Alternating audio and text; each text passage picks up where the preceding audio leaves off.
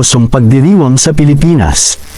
Taon-taon, milyon-milyong tao ang dumadalo, hindi lamang mula sa Bicol Region, kundi mula sa iba't ibang bahagi ng bansa at maging sa ibang bansa.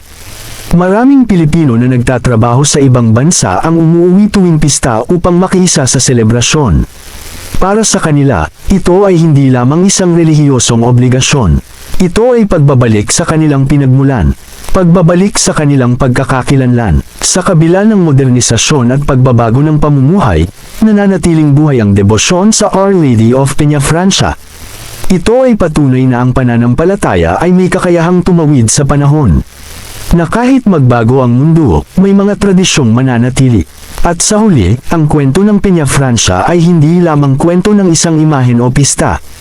Ito ay kwento ng isang pangako na tinupad, kwento ng isang komunidad na nagkaisa, at kwento ng isang pananampalataya na patuloy na nabubuhay sa puso ng milyon-milyong Pilipino.